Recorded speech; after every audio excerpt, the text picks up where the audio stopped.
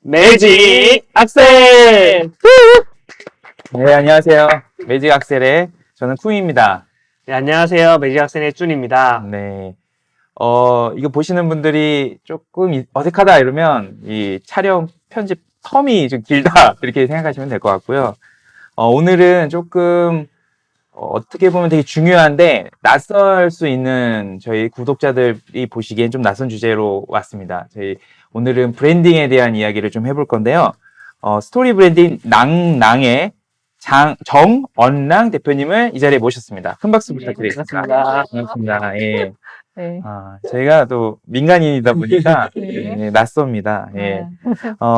오늘은 브랜딩 이야기를 좀 해볼 거예요. 이 방송을 보고 계신 분들이 네. 이제 저희는 이제 개인 자영업을 하시거나 혹은 조그맣게 회사를 운영하시는 분들이 이제 이 사업을 정말 잘 크게 키우고 싶은 마음이 들게 그리고 그에 대한 준비를 할 수 있도록 그런 도와주는 방송이라고 생각하면 될 것 네. 같아요. 그 매직 악셀의 악셀이 밟아주다 이런 네네네. 뜻을 담고 있습니다. 오늘 그 브랜딩이 회사가 성장하는 데 있어서 시작부터 운영까지 되게 중요하다고 저는 알고 있고 그거를 경험하고 있거든요. 네. 그래서 오늘 대표님을 모시고 브랜딩 이야기를 하려고 합니다. 먼저 낭낭에 대한 소개를 좀 부탁드리겠습니다. 저는 낭낭이라고 합니다. 네. 지금 이제 브랜딩 전문 회사를 운영을 하고 있고요. 네. 저희가 이제 하는 일은 보통 브랜드 이렇게 얘기하면은 네이밍과 그다음에 로고 네. 떠올리시죠? 그렇죠. 네. 그래서 로고를 디자인하는 회사냐 이렇게 많이들 질문을 하시는데 저희는 그 뒤에 더 깊이 숨겨져 있는 그 브랜드가 추구하는 이야기들 그걸 밖으로 끄집어내는 일을 하고 있습니다. 네. 네. 그렇죠. 보통 브랜딩이라고 하면 그 안에 다양한 요소들이 있죠. 네, 예, 그렇죠. 제가 아는 상식선에서는 어떤 타이포 같은 것도 있고, 폰트라고도 하고, 그다음에 네. 일러스트, 네, 네, 그림도 네, 있을 네. 거고, 패키지 디자인, 네. 공간, 여러 가지 요소들이 있을 건데, 예. 말씀하실 때 스토리라는 이야기를 많이 해주셨고, 또 작가였다고 하시는데, 네. 좀 더 구체적으로 이걸 하시는 게 된 배경, 예, 계기? 뭐 어떤 이런 일을 거 하셨는지, 네, 그쵸. 저는 사실 디자인 쪽 업무나 이런 거랑 전혀 관계가 없었고요. 네네네. 그 이제 40대 중반에 이렇게 나이가 나오겠지만, 네. 네. 40대 중반에 우리 이제 그 현재 스마트폰 거기에 네. 이렇게 손글씨 같은 거 쓸 수 네네네. 있게끔 되어 있잖아요. 네네네. 지금은 뭐 당연한 것처럼 네. 느껴지지만 네. 저 그때 2013년도에 네. 12년도 그때 이제 스마트폰을 처음 제가 구입해서 네. 도대체 핸드폰에 글씨가 써진다는 게 뭔가. 그래서 이제 거기 이렇게 우리 딸을 불러다 이런 기기에 또 약하거든요. 네. 그래서 프로그램 우리 딸이 다 깔아주고 이제 네. 해보라고 가르쳐주고. 그래서 제가 학교 다닐 때 손글씨가 좀 이쁘다는 축에 있었어요. 네. 그래서 저는 처음에 거기다 이렇게 글씨를 쓰니까 네. 너무 재밌더라고요. 네. 근데 이제 그게 저의 출발이 됐어요. 그러니까 이런 작은 손바닥만한 공간 안에 나의 감정을 압축적으로 표현을 해야 되잖아요. 이게 핸드폰이 딱 화면이 손바닥만 하니까, 그쵸? 이런 노트의 네, 그렇죠. 그래서 거기에다가 이제 제가 뭐 오늘 딱 뭐 하늘이 굉장히 파래서 기분이 좋아진다 그러면 거기에 이제 한 줄씩 쓰는 거죠. 요즘 유행하는 이른바 캘리그라피라고 하는 거를 저는 그때 손글씨를 가지고 스마트폰에다 한 거예요. 그게 네. 차이점이네요. 네. 근데 이제 이게 스마트폰에다가 하니까 바로 디지털화 되어 있기 때문에 어디에 있는 누구하고도 바로 공유할 수가 있잖아요. 네. 그래서 이제 저의 취미 생활로 처음에는 거기에다가 저의 감정, 제가 일상에서 느끼는 것들, 이걸 뭔가 이렇게 줄줄이 그 긴 문장으로 쓸 자신은 없고, 오히려 어떻게든 이걸 압축해서 표현을 해보자. 그리고 이제 거기에 그냥 낙서처럼. 우리 사실 알고 보면 낙서가 그런 거였거든요, 옛날에. 네네. 그래서 그 스마트폰에 낙서를 하게 네. 됐고, 낙서가 나오면 네네. 그걸 이제 SNS에 올리는 거죠, 이른바. 그 당시에는 카카오 스토리가 네네. 그 제 나이 또래에 제일 제일 많이, 핫했잖아요. 그것도 우리 딸이 엄마 이거는 제가 이제 처음에는 막 그려서 야, 나 잘 그렸지 이렇게 보여주면 우리 딸이 카카오톡 이렇게 개설해주고 또 엄마 같은 나이의 아줌마들은 이 카카오 스토리라는 데서 이런 거를 공유하는 걸 좋아해. 네. 그래서 자기가 다 가입해주고 앞으로 뭘 그리면 여기다 무조건 올려. 네. 네. 따님의 PD 역할을 그렇죠, 네. 그렇죠. 제가 이 지점에서 두 가지 네. 정도가 궁금한데 네. 첫 번째는 원래 그 손글씨 캘리그래피 작가들이 이제 종이에 썼던 네. 시절이었을 거잖아요. 네, 그렇죠. 그분들이랑의 저는 그 종이에 쓰는 분들도 모바일로 그냥 옮겨서 작업하면 될 거라는 이제 일반적인 생각을 할 수 있는데 네네네. 그렇게 시작한 분들과 대표님처럼 모바일에 아주 특화돼서 한 거랑 차이가 어떻게 있을 거며 또 두 네. 번째는 이게 이제 업으로 되셨으니까 이렇게 사업까지 오셨을 거잖아요. 그쵸. 이게 어떻게 예. 이걸 굉장히, 네. 그쵸. 예. 근데 이제 그 처음에는 이제 그렇게 쓰던 것들이 다른 사람들은 한참 그때 말씀하신 대로 이제 캘리그라피라는 게 막 이렇게 생소한 용어들도 막 대중적으로 이제 막 맞아요. 확산되던 네. 시기예요. 근데 이제 가면 기본적으로 붓이라는 이제 그 음. 정해진 그 도구를 맞아요. 사용해야 네. 되는데 거의 걔랑 익숙해지려면 시간이 필요한 거죠. 근데 저는 이제 뭔가를 배운다는 느낌이 아니라 그냥 나의 타고난 나의 성질을 표현한다고 생각했어요. 그래서 뭔가 배워서 해야 되겠다는 생각을 일단 안 했어요. 글씨라는 건 잘 쓰든 못 쓰든 네. 그 사람을 표현하는 표현 방식이라고 생각했기 때문에 근데 저희 어렸을 때 기준으로 하면 제 어렸을 때 기준으로도 그랬는데 빌러? 보통 개성 있게 쓰면은 혼나잖아요. 다 이렇게 정자로 써야 되고 해야 되는데 그렇죠. 이 글씨 개성 있는 글씨가 네. 괜찮을 수 있다고 생각한 거는 스스로 그냥 본인 스스로 생각하신 건가요? 그러니까 학교 다닐 때 글씨 네. 이쁘다는 얘기를 많이 들었다니까요. 아. 칭찬이 있잖아요. 네. 개성이 있으면서도 잘 네. 쓰는 느낌이 있나 그런데 이제 제 손글씨는 제가 여성이고 네. 또 이렇게 쓸 때 저는 이제 감성적, 아주 전형적인 아날로그적인 사고와 네.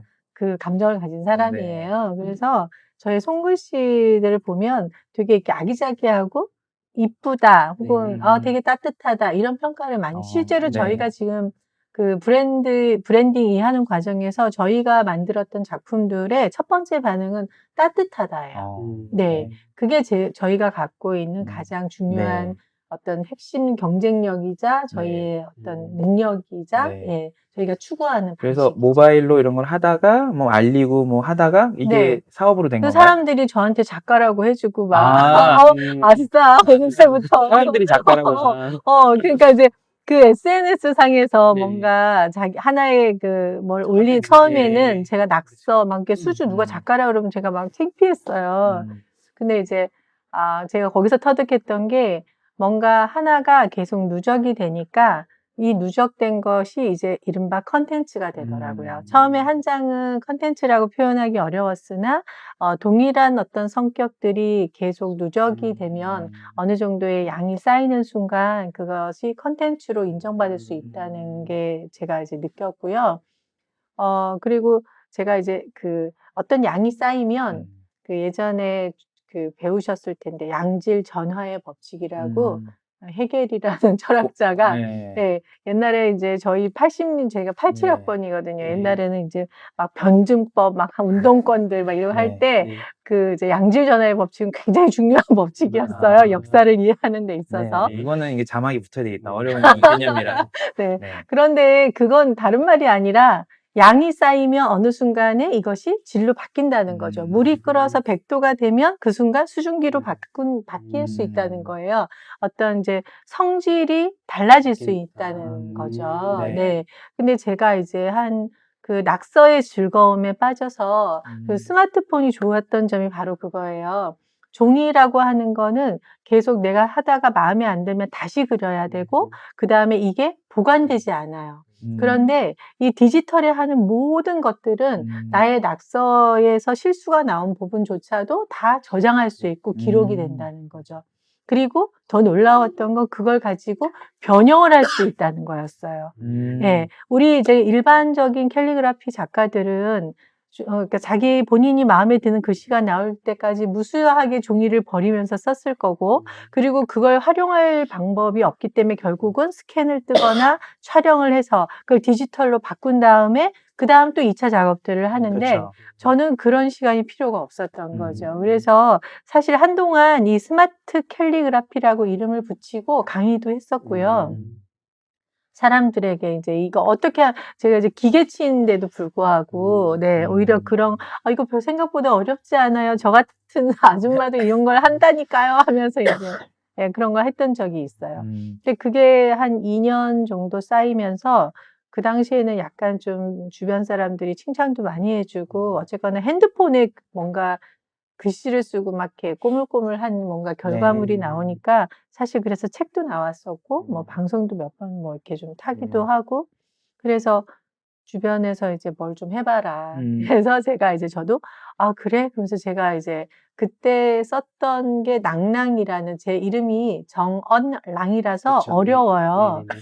그리고 그 끝에 랑자가 그래서 랑이라는 리을이냐 니은이냐 니은, 자꾸 그쵸. 물어보고 그래서 이제 제가 낭랑이라고 이제 그냥 제 닉네임을 사용을 했었고 그걸 이제 어느 날 사람들이 작가라고 불러주니까 낭랑 작가님 예 그래서 네. 낭랑 작가로 호칭이 됐고 그래서 제가 이제 공방을 차린 거죠. 이런 스마트 캘리그라피라는 걸 내가 보급하면 되겠다. 그리고 이제 놀라웠던 건 이런 컵에 프린팅을 할 수 있는 장비 이런 것들이 있어서 내가 낙서한 걸 금방 이렇게 컵으로 뚝딱 만들 수도 있고 그래서 이제 그 사업을 이걸 주변에서 사업을 해 보라고 할 때 그걸 가지고 SK텔레콤에서 그때 네네. 그러니까 저기 그 베이비 부모들을 대상으로 이런 창업 지원 프로그램 아. 있죠? 그런 거에다가 지원을 한 거예요.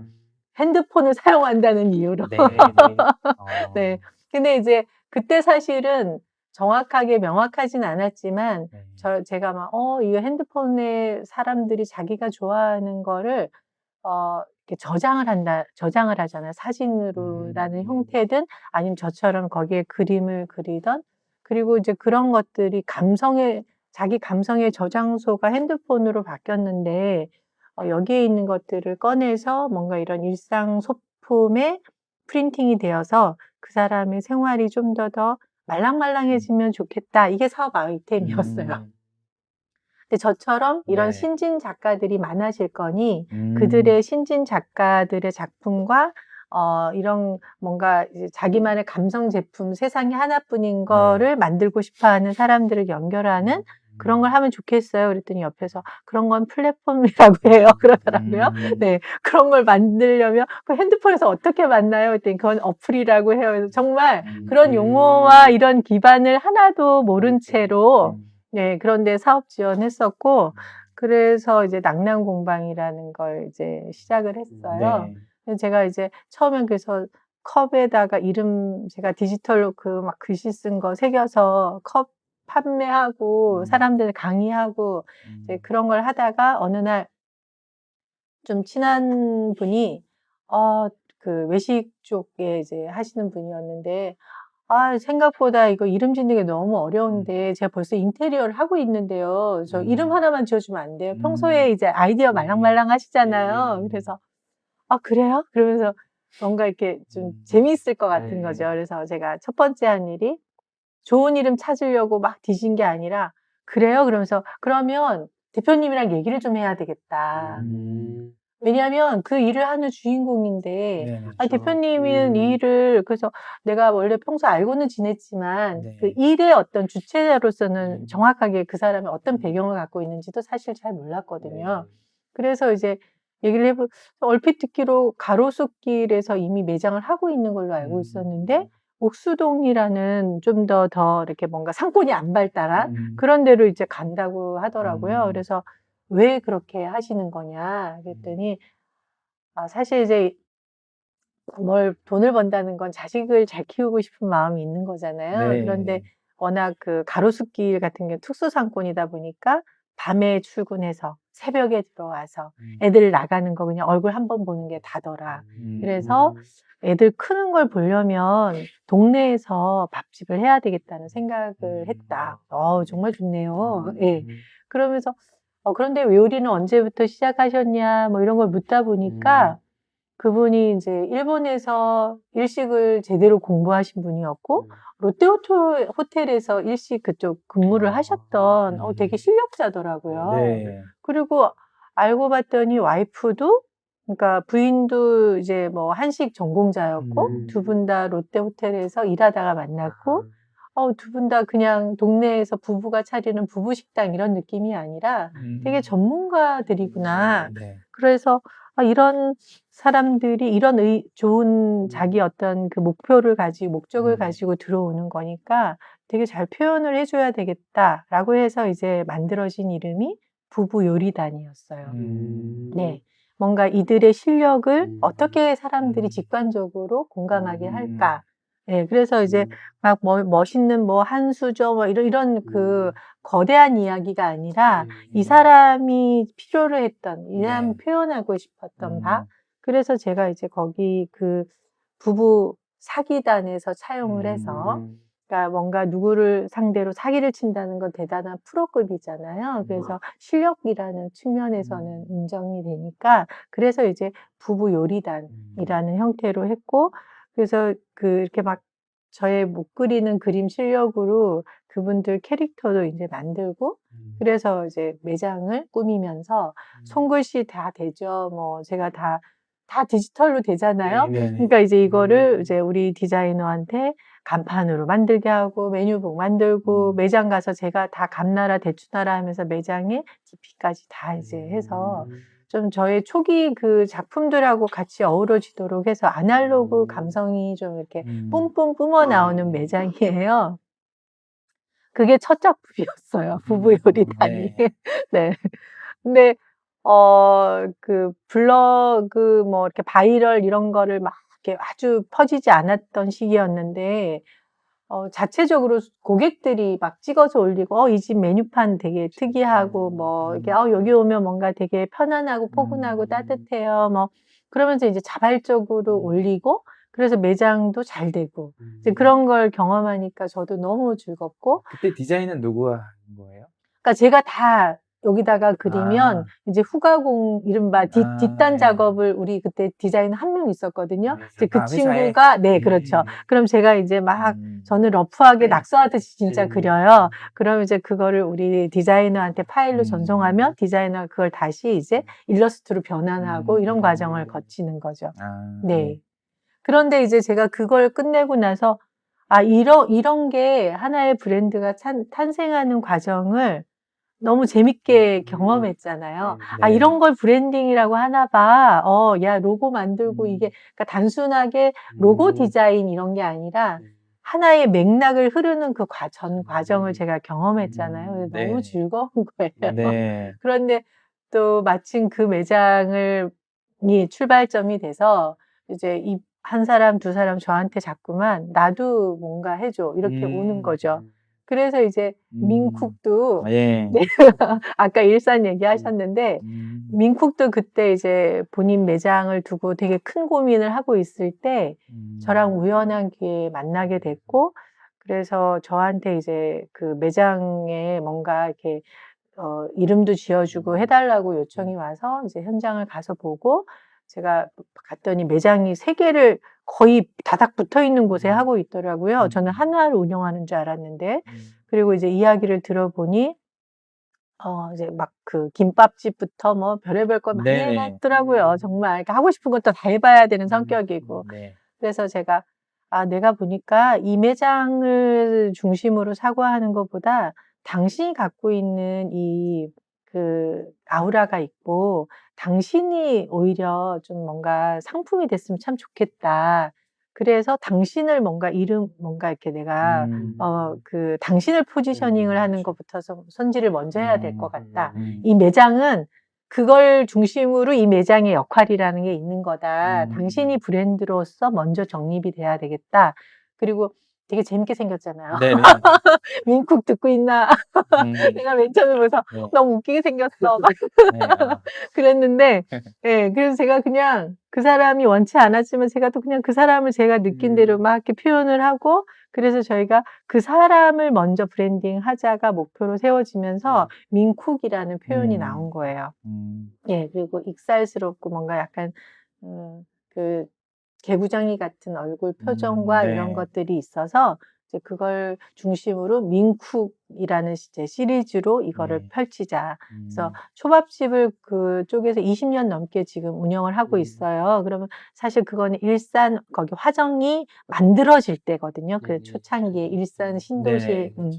그래서 그 자리에서부터 이제 이 초밥집을 운영하면서 각종 다양한 외식 전문가로서 자기 스스로도 실험해보고 싶었던 것들을 네. 되게 다양하게 해왔고, 그런 이제 경험과 노하우를 요즘에 이제 또 다른 외식분들 돕는 게 사용하고 있더라고요. 그래서 민쿡이라는 이제 그 존재가 탄생하고, 그러면서 민쿡이 사람들한테 민쿡으로 회자되기 시작하면서 활동량도 폭발적으로 증가하고, 예, 민쿡도 그런 점에서 자기의 어떤 브랜딩이 된 거죠. 그래서 네. 식당이라는 어떤 그 카테고리도 중요하지만 결국은 이걸 하는 어떤 그 사람을 저는 항상 먼저 보거든요. 네. 아, 네. 이제 좀 딱딱한 이야기들 할 거예요. 네. 이제 딱딱한 이야기를 할 거고 좀 헷갈리실 수 있는 이야기들을 좀 질문을 좀 해보려고 하는데요. 먼저 이제 이게 정의마다 다 다를 것 같아요. 각자 어떻게 정의하냐에 따라 다를 것 같은데 그래도 이제 브랜드 혹은 브랜딩 주제니까 대표님이 생각하시는 브랜드란 혹은 브랜딩이란 아까 사실은 이 네. 질문지에 스몰 브랜딩 네. 이렇게 좀 정의를 해주셨는데 저는 네. 그게 저하고 맞는 것 아, 같아요. 왜냐하면 스몰 브랜딩은 그 업을 하는 사람이 90%거든요. 네. 근데 제가 사람은 저마다의 이야기가 있잖아요. 네. 예, 각자의 어떤 이야기. 그러니까 특히 외식 사업 하시는 분들은 그 음식을 처음에는 팔고 그냥 단순히 돈을 벌기 위해서 뭐 이렇게 네. 시작하셨다 막 이렇게 많이들 말씀하시지만 그 이야기의 한꺼풀을 벗기고 나면 다 자기 살아온 얘기를 하거든요. 예, 그리고 그 살아온 그 배경과 이야기가 자기 업에 녹아나고 있어요. 근데 다만 그거를 잘 자기 거니까 모를 뿐이죠. 예, 그래서 저는 그 스몰 브랜딩 쪽 일을 하고 있는 사람이고 그 일을 하는 사람들의 생각과 그 업을 단순하게 압축적으로 정의하는 사람. 그리고 예, 그렇게 저를 정의하거든요. 제가 사실은 이 질문을 하려고 했어요. 말씀하신 얘기를 정리해 보면 스몰 브랜딩은 이제 사람이 중심이고 사람은 누구나 다 이야기가 있고 그걸 끄집어내서 브랜드화 시키면 된다는 말씀이신데 예. 저도 뭐 비슷한 일을 해봤었는데 정말 때려 죽어도 스토리가 없는 사람이 있거든요. 그렇죠. 아니면 스토리가 있지만 이제 저희 브랜더들이 꺼내기 좀 어려운 네. 수도 있고 너무 어찌 딱, 됐든 예, 그런 맞아요. 사람들도 좋은 브랜딩이 될 수 있나요? 브랜드화가 될 수 있나요? 스토리가 진짜 빈약하신 분들. 일단은 저는 사실 네. 처음에 이제 뭐 전화 보고 뭐 이렇게 뭐 인터넷 보고 전화 왔어요. 이러시면은 어떤 일을 하시냐? 네. 그 일의 업력이 얼마나 되셨냐? 네. 제가 다른 일 하다 이번에 좀 식당 창업해 보려고요. 그러면 죄송합니다. 불러내시는구나. 네.